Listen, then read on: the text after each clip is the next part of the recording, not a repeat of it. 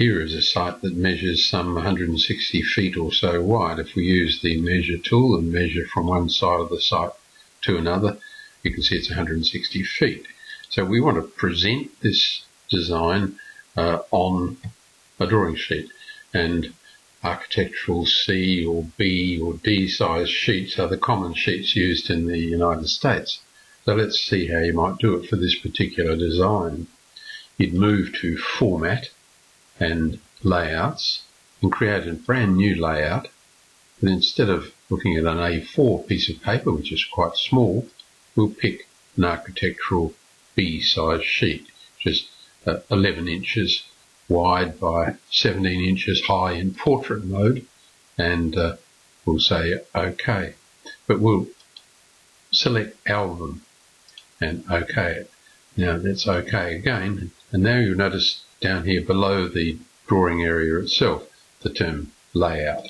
So we can swing to it, right click and zoom extents. So the whole design appears inside a floating viewport window, and because I have the drawing colour set to red, that viewport shows. A grid shows too, and you can use the grid if you want to snap to it to help lay things out.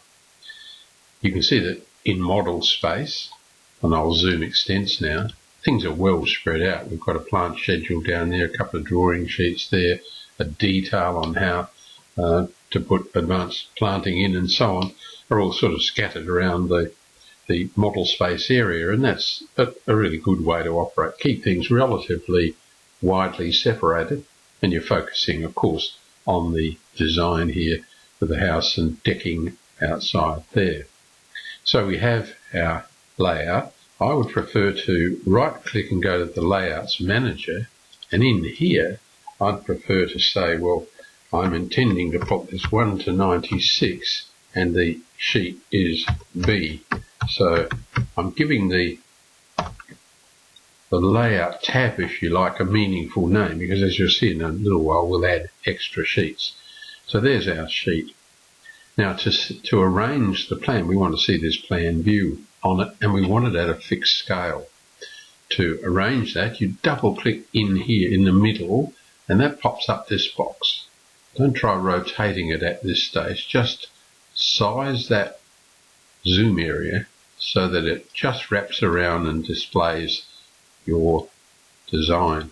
So you can see now as I move in that the magenta box covers the whole of the plan area. So now if we right click and say display that on the layout, you can see we've now got that plan displayed. If I right click, I can say deactivate the viewport.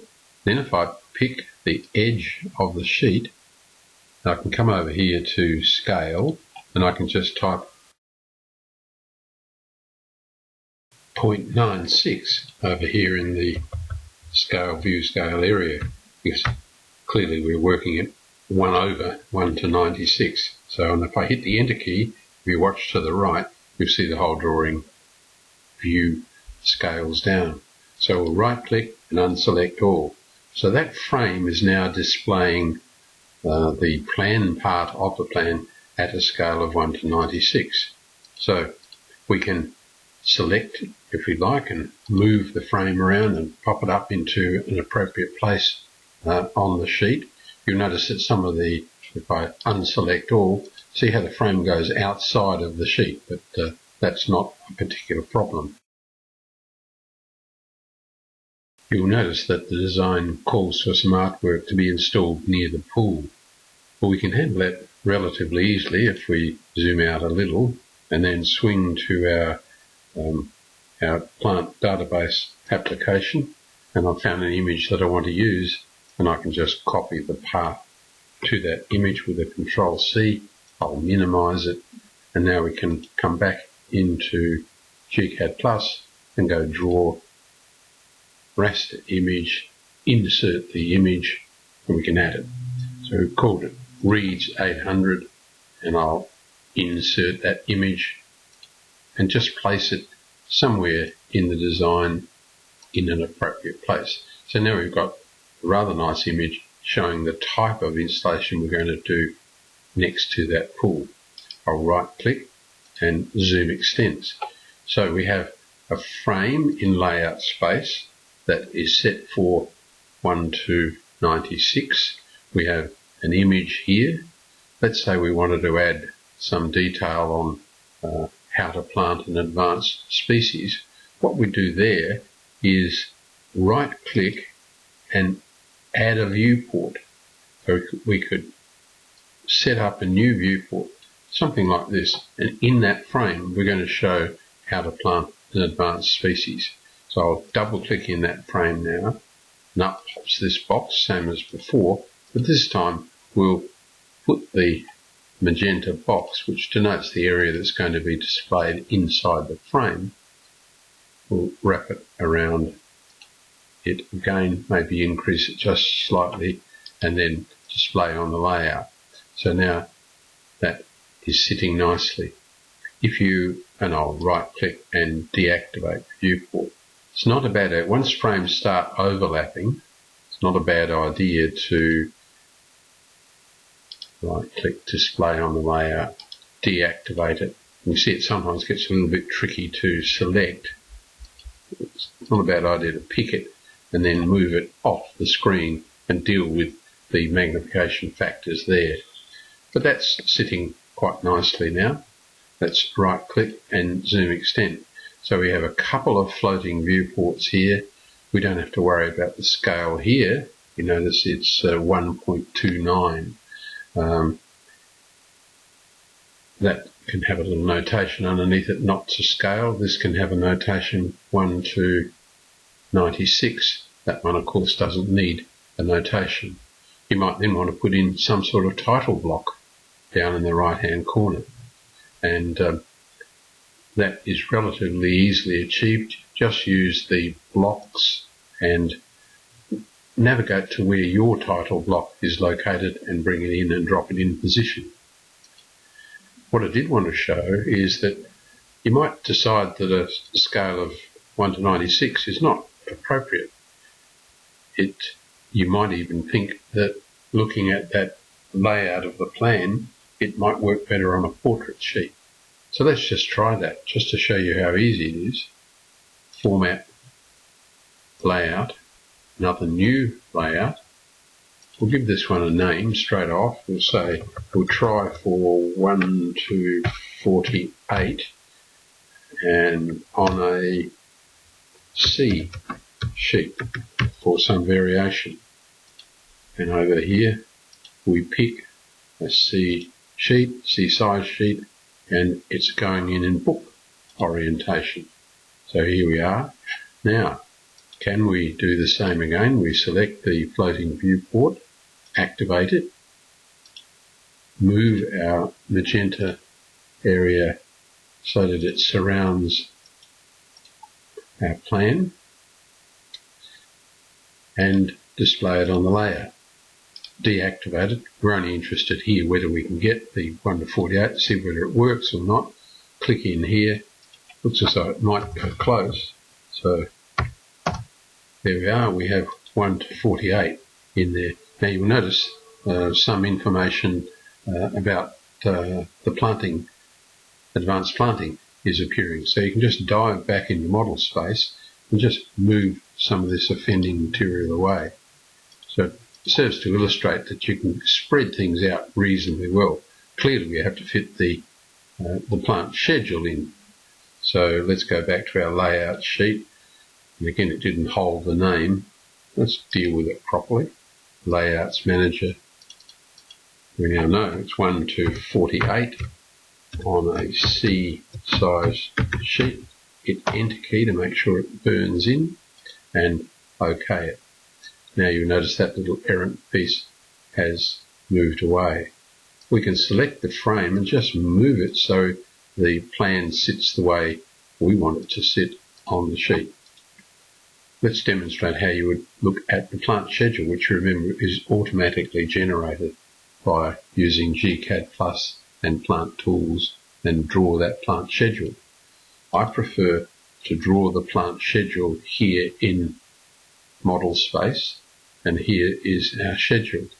So if we come back to our C size sheet, right click on the tab add a viewport, we'll put the plant schedule down here and double click in there. Same thing again, but this time we move to that area there and right click to display what we've done, and then right click again to deactivate it. So now we've got our plant schedule sitting in the sort of place we want. We would have some trouble putting our image illustrating our installed artwork there, but there's nothing wrong with us putting it somewhere else. So we could say insert a raster image, we'll insert it, and OK. We could sit it down next to the plant schedule, goes in nicely, we'll take off the grid. We'll try again. I like using images to illustrate design concepts because the picture really is worth 1,000 words. So here's another possibility for some artwork to go in that space, particularly if this happens to be a marine area. So can you see that we now have a drawing sheet? We haven't put a label in yet. There'd be nothing wrong with you putting some text in. Draw text, single line text. We'd sit it here and magnify it there. We could say plan 1 to 48 and sit it in. There's our text there. We could set its height, character height, we could make it 7, and we could change its font from the City Blueprint to an Arial font. Now that sits rather nicely. If you want to put your title block in, there's room for it there. You can even do things like draw rectangle, use a 2-point from that point there down to here, select that border and give it a corner radius, say of 15 units, and see what, there we are, we've got ourselves a rather nice border. Now these frames here are in colour red because that was the current drawing colour. What I want to do is to, in a final print, we don't want to see those. So we can select the frames, hold the shift key down to get both of those frames, and make the colour, say select colour, make it colour 255. That's white, so obviously white on a white background won't show. So there's our final print. And you can do a very quick save to PDF if you like, via save as PDF, or a more complex and more detailed PDF file can be generated by going print and then selecting your favourite PDF writer. So I hope you can see that you can ring the changes in layout space, changing your sheet sizes and setting scales, a fixed scale, to suit your particular needs. It may well be worthwhile running through producing a PDF file of this particular page. Admittedly, the design is not finished, but to illustrate as file and print, I'll set up a PDF writer. I like using CADPlus. Clearly we'll be in portrait, but what you do have to do is, you need to know where to find it. We need an architectural C size sheet. So now the PDF writer is set for that in portrait mode, and we'll OK it, and we can preview things. So can you see now that the red flashing area is covering the page very nicely, so we'd be very confident that we can print this one out. So if we hit enter, we'll go into the print dialog and we can produce it. So the PDF file will be produced showing the area inside that flashing screen view. That's a very handy trick.